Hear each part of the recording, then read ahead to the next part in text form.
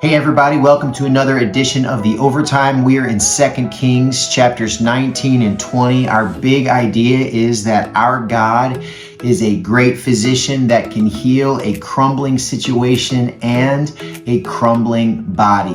One thing that's really helpful for me as I read the Old Testament is I look at it as a mirror as much as I look at it as a window. In other words, I try to see how it reflects my own life as I study some of these different characters, Hezekiah and Ahaz and Isaiah, and I try to see what I can learn about God, but also what I can learn about mankind. And it's just incredible how stories that took place 2,700 years ago are equally useful to us today. There's so many things that we can learn. And of course, we learned how God helped King Hezekiah with a military victory, and then later on in 2 Kings 20, how God helped King Hezekiah be healed physically because of his faith. But I'm going to talk about a few things that we didn't have time to cover, a little bit more detail. The first thing I want to talk to you about is in 2 Kings 19, verses 10 through 13. And this is where the Rabshakeh is continuing his intimidation and speaking so fondly of Assyria and himself, when God caused a different stir that they didn't see coming, because it appears that Ethiopia now is beginning to attack Assyria, and so now the Rabshakeh is going to have to go and attend to some issues over there. 2 Kings 19:10, it says, "Thus shall you speak to Hezekiah, king of Judah. Do not let your God, in whom you trust, deceive you by promising that Jerusalem will not be given into the hand of the king of Assyria. Behold, you have heard what the kings of Assyria have done to all the lands, devoting them to destruction. And shall you be delivered?" The Rabshakeh says as he's on his way out the door. He says, "Have the gods of the nations delivered them, the nations that my fathers destroyed, Gozan, Haran, Rezeph, and the people of Eden who are in Telassar?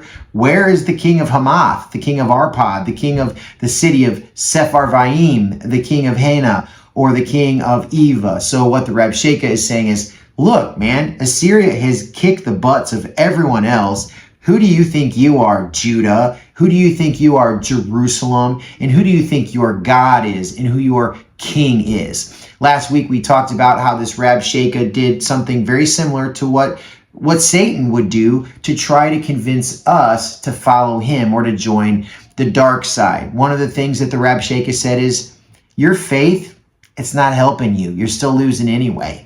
And then he said, you know, you're really all alone. Your friends aren't going to help you. He was talking about Egypt, of course, but that's the type of thing the enemy says to us today. And then he says, you know, Hezekiah led your nation in all this spiritual reform, but it doesn't seem like it's helped out. In other words, you know, you're really a failure. You've been trying so hard in your spiritual walk, but you're actually a failure. And then the Rabshakeh promises to the people of Judah, you know, if you surrender to us, if you join the dark side, it'll be just fine.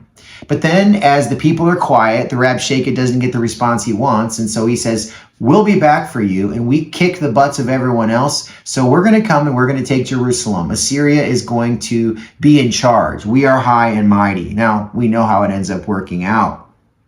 2 Kings 19:14 says that Hezekiah responds to the letter from the Rabshakeh. He says, from the verse 14, Hezekiah received the letter from the hand of the messengers and read it. And Hezekiah went up to the house of the Lord and spread it before the Lord. What a cool phrasing. He goes up to God's house and he takes the letter and he spreads it out. He lays out the paper before the Lord. And what this looks like to me metaphorically is just like I'm literally laying it out, but I am spiritually, physically, mentally, emotionally, God, I'm laying this out before you. My enemy is making these accusations, and God, I'm coming to you first, and I'm laying it out to you. That's what real faith looks like. This is true faith and trust in the King of Kings and the Lord of lords. And though Hezekiah was not perfect, he was a man after God, and God honors that. Then we see how God responds to this letter from the Rabshakeh. And now God is going to actually mock Assyria, as Assyria has already mocked God. 2 Kings 19:21 says, "This is the word that the Lord has spoken concerning him. She despises you. She scorns you, the virgin daughter of Zion.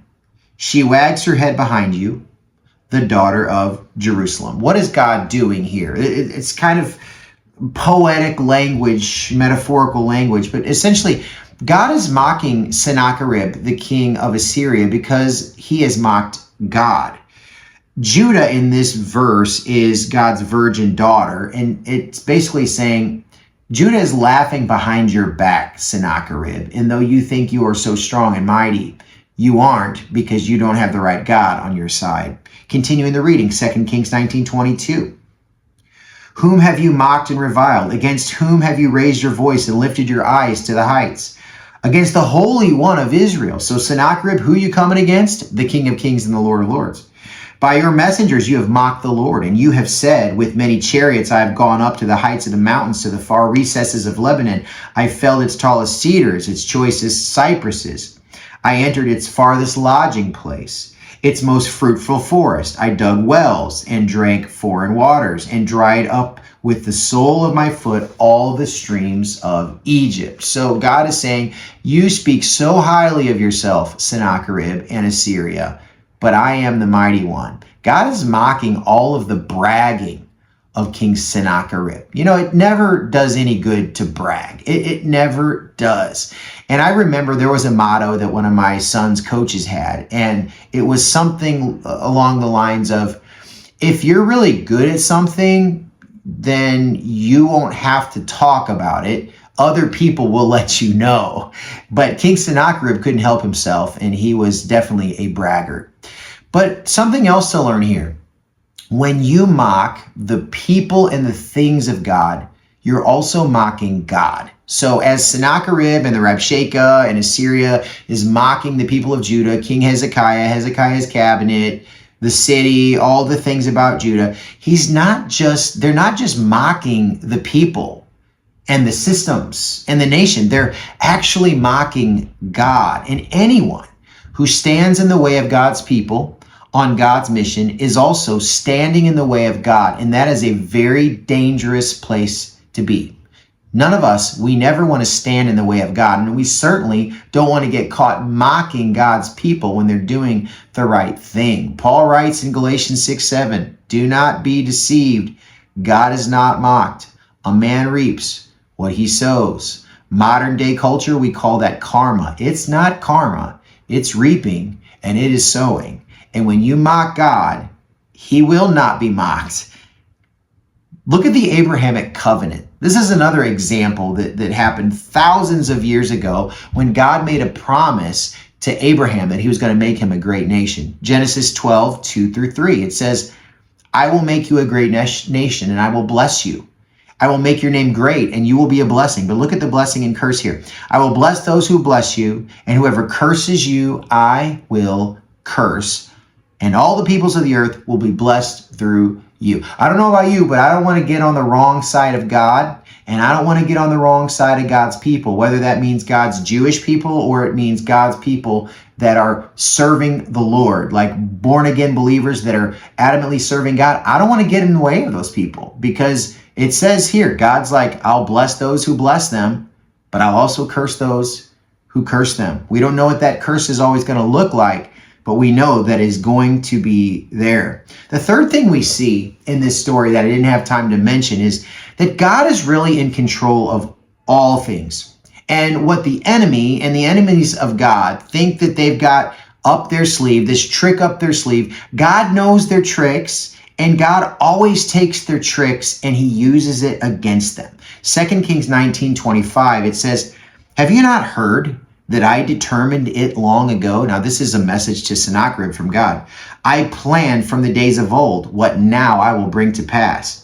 That you should turn fortified cities into heaps of ruins, while their inhabitants, shorn of strength, are dismayed and confounded, and have become like plants of the field and like tender grass. like grass on the housetops, blighted before it is grown. God's saying, hey, you see all of that success that you think you're having, Assyria, King Sennacherib? I allowed that to happen. Not only that, but I wanted some of it to happen because these people were practicing the worship to false gods. So my punishment upon them was to use you. God's like, I'm literally using you guys as my own puppet to punish my people. God is basically saying, you know, what you meant for your own desires, I'm using it for mine. This is what it said in Exodus when Joseph was sold by his brothers into slavery. He says, what you and the enemy meant for evil, God meant for good. Another classic story, and the most impactful upon me and upon you, is the story of the crucifixion.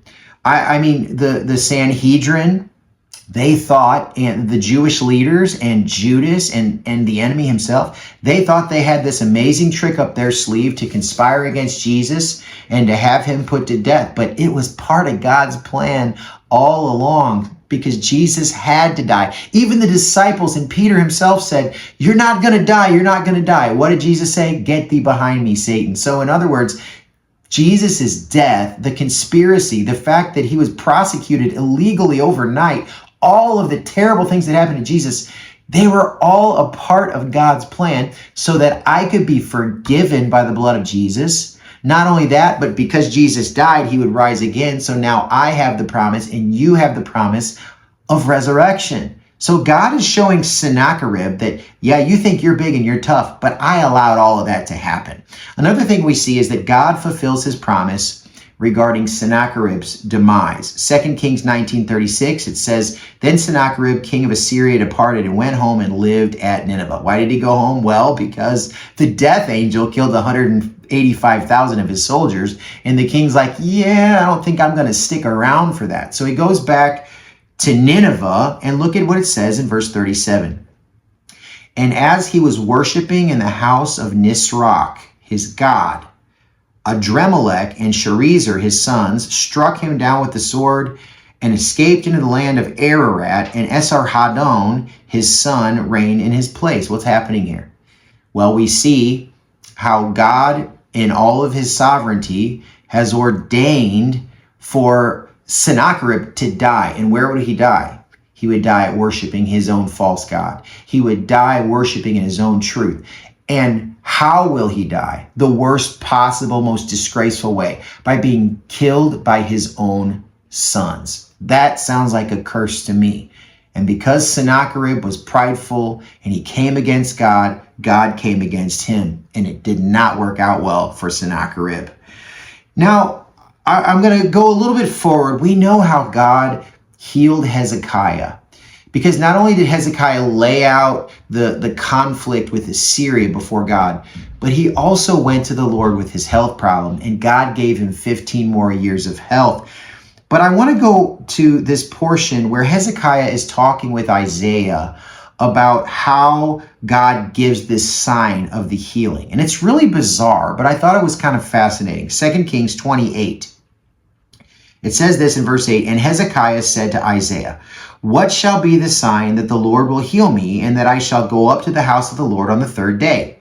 And Isaiah said, this shall be the sign to you from the Lord, that the Lord will do the thing that he has promised.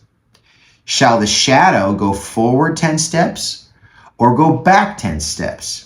And Hezekiah answered, it is an easy thing for the shadow to lengthen 10 steps. Rather let the shadow go back 10 steps. And Isaiah the prophet called to the Lord, and he brought the shadow back 10 steps, by which it had gone down on the steps of Ahaz. Now, back in this day, you would tell time, not by obviously a digital clock or an Apple Watch, or even a manual clock, but they used what was called a sundial, and the way that the sun would hit would tell you what time it was based on the time of the year.